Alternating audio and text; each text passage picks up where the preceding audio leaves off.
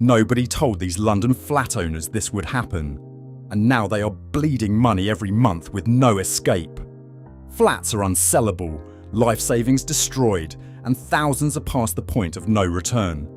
Here is every reason this is happening, starting with the biggest. 6. The institutional buyer collapse. Let me start with something most people don't understand. Between 2023 and 2024, there was a quiet saviour keeping the London flat market from falling apart completely. Institutional investors, the big build-to-rent funds and property groups with serious capital were buying thousands of distressed flats. They were absorbing unsold inventory. They were stopping prices from completely collapsing. They were, quite literally, preventing a crash. But here is what just happened. Those investors have stopped buying, not paused, stopped. They got what they needed. Their portfolios are full. The release valve has been turned off and the market has no safety net anymore. This is different from a normal slowdown. When lenders tighten criteria, that is cyclical. When buyer demand drops, that is seasonal. But when your only emergency buyer pool vanishes, you are in a structural problem. The only buyers left for distressed flats now are individual cash investors, and they negotiate from a position of absolute dominance. A property in negative equity, stuck on the market for months and dropping in value every quarter, means they know you have nowhere else to go. They will offer 25%, sometimes 30%, below your already reduced asking price. You will take it because the alternative is watching the value fall further. One woman I found data on listed her Woolwich flat at £410,000 in March last year.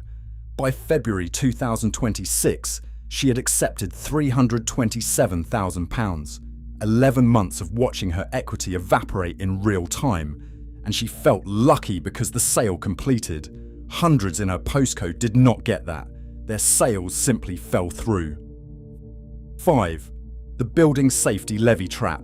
October 2026. Mark that date in your calendar. That is when the building safety levy comes into force. Every new build flat sold from that point forward carries an additional cost loaded directly onto the asking price. This is not a theoretical issue.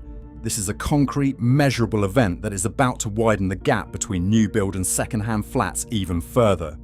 The levy is expected to raise £3.4 billion over 10 years from developers. But that cost gets embedded directly into what buyers pay at completion. What does this mean in practical terms? Imagine a buyer who could stretch to £320,000. Last year, that might have gotten them a modern new build one-bedroom with guarantees, proper fire safety certification and buyer protections built in. From October 2026 onwards, that same new build costs £335,000 minimum because of the levy. So where does that buyer go instead? They move up to purchase a 3-bedroom second-hand terraced house on the outskirts. They do not go backward to a smaller second-hand flat in the same postcode. They move horizontally out of the flat market entirely. This is the ladder effect. The pricing ladder is pulling apart. The buyers who would historically have stretched toward your second-hand flat are now stretching further away from it entirely. Each new regulation, each new cost, each new barrier pushes the buyer pool further and further up the market and away from flat ownership altogether. Young families who once saw a starter flat as the first rung of ownership are now saving harder to skip flats completely and buy their first house directly. The irony is brutal. The levy was designed to fund fire safety improvements and protect leaseholders from bearing remediation costs. But its immediate practical effect is to make second-hand flats even harder to sell and even cheaper in value. It's another invisible headwind that flat owners can't see coming, can't control, and can't escape. And because the levy is law, it can't be reversed or negotiated away. It's permanent. Here's something that does not make the headlines but has frozen tens of thousands of flats in London alone. The EWS1 certificate is fire safety certification for buildings with combustible cladding. After Grenfell, this became essential, and for huge swaths of London's building stock, it has become a complete strangler. The scale is staggering. Government estimates suggest that around £15 billion is needed to remediate unsafe cladding across England and Wales. That is not a small number. That is not even achievable in a decade at the current pace. Many buildings have not been assessed yet. Many that have been assessed still do not have approved remediation plans. And while they are waiting, months, sometimes years, their residents are trapped in a kind of legal limbo. Mortgage lenders will not advance funds on a property without EWS1 clearance. Full stop. No certificate, no mortgage, no sale. This is not a negotiation. This is a hard stop. A flat that is technically worth £250,000 with no EWS1 certificate might as well be worth zero to any mainstream buyer. But the remedy process is broken. Government contractors are overwhelmed. Buildings are waiting 18 months, 24 months just for the initial assessment. Many remediation projects have not even started yet. And even where they have, the completion date is still years away. The government's official target for resolving this nationally is 2031. That is 5 more years of flats that are effectively unmortgageable. 5 years where the property is legally owned but financially imprisoned. The cruelest part is this. Owners of these flats are still paying their mortgages. They are still paying service charges. They are still paying building insurance that may have tripled in cost since 2023 because the building is classified as high risk.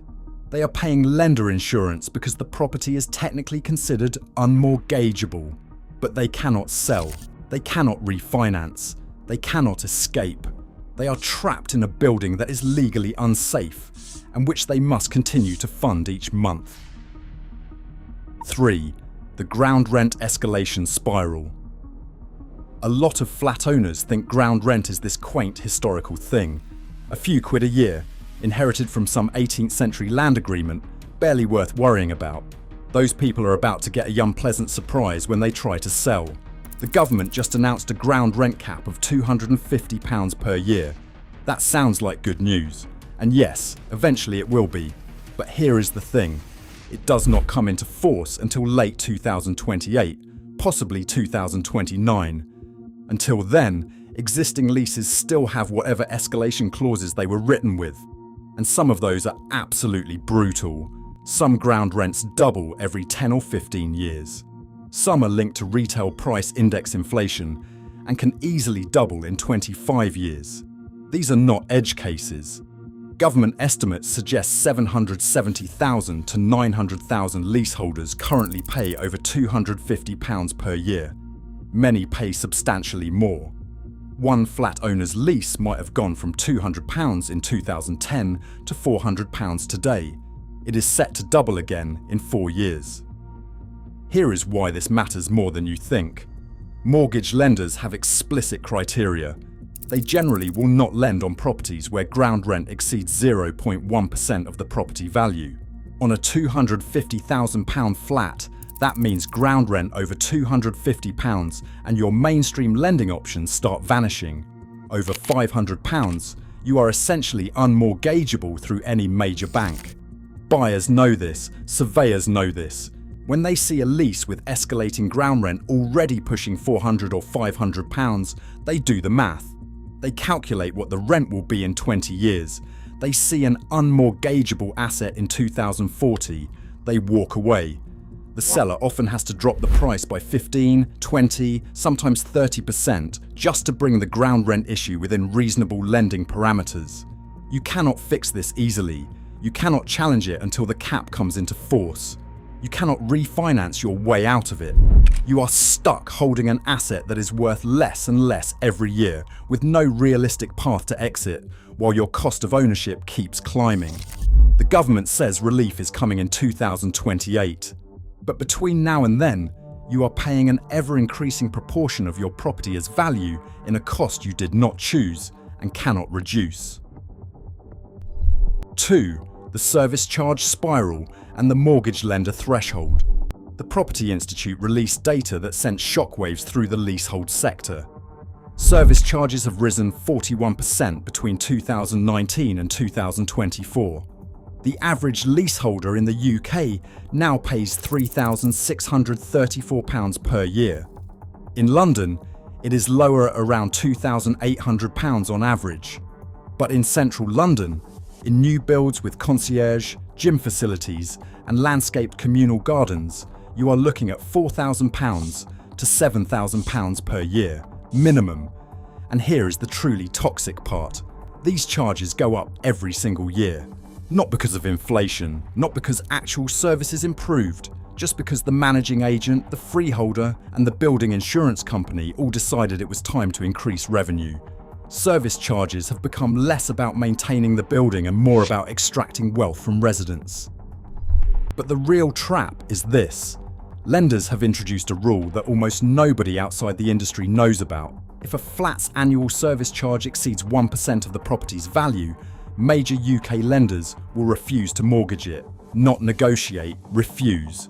Think about what that means.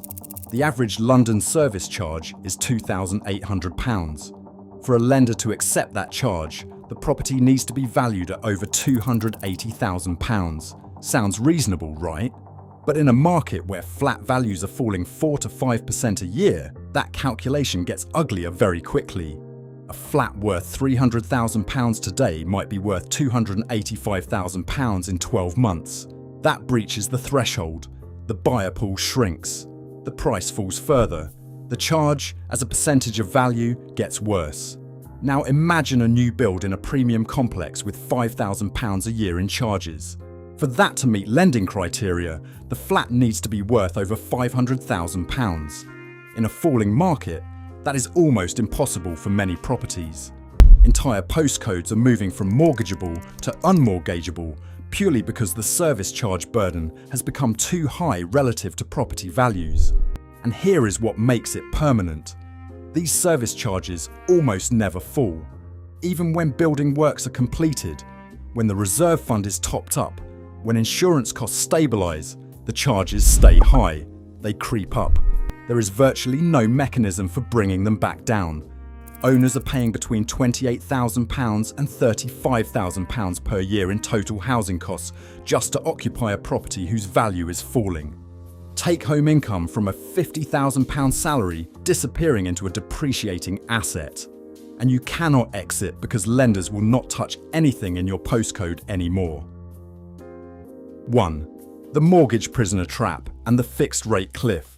This is the final trap, and it's where everything becomes truly permanent. When a flat owner is squeezed between falling asset values and rising holding costs, the historical solution was to remortgage. Lock in a longer term, drop your monthly payments, buy yourself time. In 2026, that escape route has been sealed off completely. Here is the data. Repossessions on homeowner mortgages rose 39% during 2025. But the truly alarming figure came from the auction sector in February 2026. Leasehold flats now account for nearly 50% of properties coming into possession in England and Wales. That is nearly half, despite leasehold flats representing only around 20% of the total housing stock. Flat owners are being forced out at 2.5 times the rate of the wider market. Why? Because they cannot refinance. When your loan-to-value ratio climbs past 90, 95, or in some cases over 100%, mainstream lenders will not engage. You become a mortgage prisoner. You are locked onto your existing lender's standard variable rate, which in 2026 is sitting between 7 and 8%. Do the maths. On a £250,000 mortgage at 7.5%, you are paying roughly £1,900 per month. Compare that to a competitive 5-year fix at 4%, which would be around £1,200 per month. That is an extra £700 per month, £8,400 a year. Multiply that by however many years you are trapped, and you are hemorrhaging money just because you made the mistake of owning a flat in the wrong building at the wrong time. And the final cliff is coming. The Bank of England has confirmed that every fixed-rate mortgage signed during the cheap money window between 2020 and 2022 will reset by the end of 2026. Every one, no extension, no escape valves. The calendar dates are already set. Hundreds of thousands of flat owners are about to discover they cannot refinance into a better rate. They are going to discover their lender will not approve any loan restructure. They are trapped. The structural change in lender behaviour is permanent. The big UK banks have updated their internal credit models to treat London flats as a separate asset class. They are not averaging flat performance into their general mortgage book anymore. They are quietly reserving against London leasehold flats at significantly higher loss given default rates than houses, even if interest rates fall, even if the wider housing market recovers. London flats are now in a separate, harsher lending environment that could persist for years. For owners already in this position, there are no good moves left. Only the choice of which loss to crystallise first. If you're watching this and you're a flat owner wondering what comes next, you need to understand that this isn't a prediction. This is data. This is happening now. Across the country, thousands of owners are facing these traps simultaneously. Make sure you're subscribed to this channel, because in the coming weeks we will break down the specific strategies available if you're in one or more of these traps. We will show you what is actually working for owners who are finding ways out, and we will walk you through the calculations that matter: when to sell, when to hold, when to cut your losses. Subscribe now and activate notifications so you do not miss the next video in this series. For flat owners in 2026, knowledge is not just valuable, it could be the difference between losing £50,000 and losing £150,000. The data says what comes next is going to be worse before it gets better. By late 2026, expect loss-making sales to climb from 14.8% toward 18%, possibly higher in the hardest hit postcodes. Tower Hamlets and the City of London will likely cross 30%. Repossession volumes will continue climbing as fixed-rate mortgage windows close. By 2027, expect distressed auctions to spike as owners run out of options. By 2028, when leasehold reforms are finally meant to deliver, the damage to this generation of flat owners will already be crystallised. The wealth lost in this 5-year window will not come back. Common hold may eventually save future buyers. It will not refund the people losing 6 figures right now. You are not locked in a correction. You are locked in a structural failure, and every week that passes, the exit becomes harder still.